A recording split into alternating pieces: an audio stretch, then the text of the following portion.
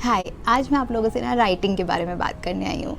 कह सकते हो कि राइटिंग स्किल्स को कैसे आप अपनी लाइफ में डेवलप कर सकते हैं, उसकी हैबिट, उसके बारे में मैं बातचीत करना चाहती हूँ। राइटिंग का सबका अपना एक स्टाइल होता है और उससे बड़ी बात सबका अपना एक ऑब्जेक्टिव होता है। कोई इसलिए लिखना चाहता है क्योंकि उसको इवेंचुअली आगे उसको अपना प्रोफेशन बनाना है, या कोई इसलिए लिखता है कि सिर्फ उनको अपने इमोशंस रिलीज़ करने हैं लिख लिख के, और कोई इसलिए कि उसको अपना कम्युनिकेशन पे काम करना है, कि उनको राइटिंग स्किल्स उनको अपनी बेहतर करनी है। तो ऐसे बहुत सारे ऑब्जेक्टिव्स और ऐसे बहुत सारे उद्देश्य हो सकते हैं, वो किसी भी लैंग्वेज में आप कर सकते हैं। तो पहला स्टेप ये है कि बहुत ज़रूरी है कि जो भी आपके दिमाग में आ रहा है ना, दिल दिमाग में, उसको दिमाग तक ना रहने दो, उसको कहीं लिख दो। पेन उठाओ, कागज़ उठाओ, एक किताब उठाओ, जो भी एक वर्ड आ रहा है, एक सेंटेंस आ रहा है, 4 शब्द आ रहे हैं, उसको लिख डालो, कोई भी लैंग्वेज में आप कंफर्टेबल हो,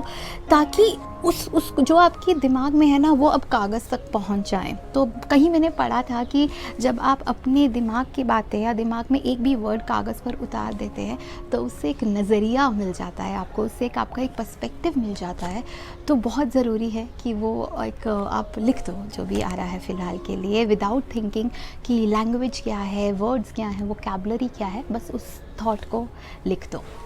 तो नेक्स्ट मैं आपको ये कहना चाहूँगी कि आपको जो अब अपने आसपास ना बहुत गहराई से चीज़ों को ऑब्ज़र्व करना होगा, मतलब जिसे हम अटेंशन टू डिटेल भी कहते हैं, कि कितनी गहराई तक आप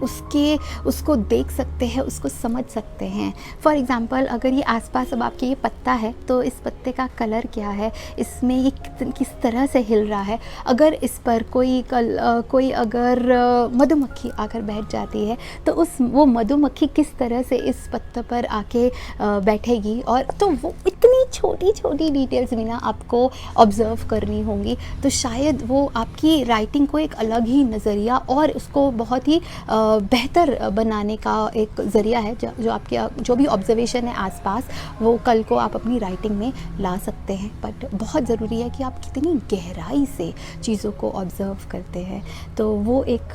ज़रूरी है एक राइटिंग को बेहतर बनाने के लिए, उस स्किल को और निखारने के लिए। एक और चीज़ मैं आपसे कहना चाहूँगी कि अगर लिखना है ना तो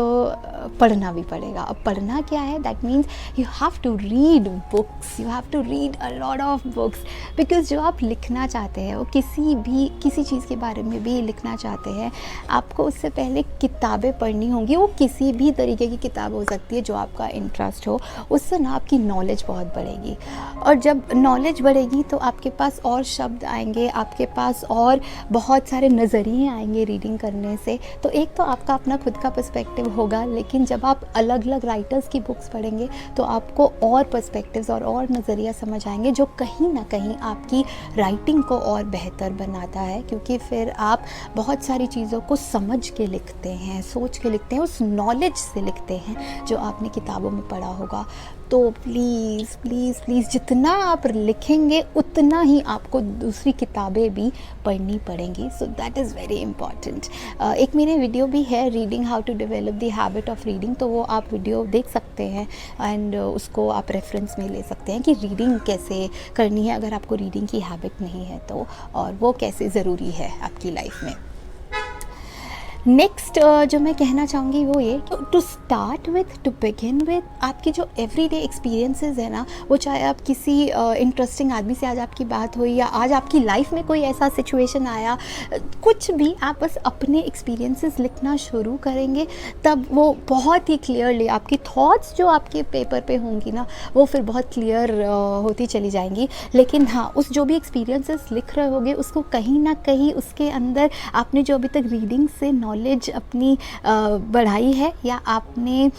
जो ऑब्ज़र्व किया है आसपास, उसको कहीं में इसमें ढालने की कोशिश करिएगा, या जो आपने स्टार्टिंग में थॉट्स लिखने शुरू किए थे वो आप कहीं ना कहीं इस पूरी राइटिंग में ढालेंगे, तो वो आपकी राइटिंग बहुत निखर के आएगी। बस वही जो एक्सपीरियंसेस रहे हैं मेरे खुद के, वो आप तक मैं पहुंचाना चाहती थी। प्लीज़ बताइएगा कि अगर आपको वो किसी तरह से हेल्प हुई आपकी राइटिंग में, कमेंट सेक्शन में, या अगर आपके पास और बेहतर तरीके हैं राइटिंग को इम्प्रूव करने में एंड वो हमारे व्यूअर्स को आप बता सकते हैं, तो उसे भी आप कमेंट सेक्शन में लिख सकते हैं।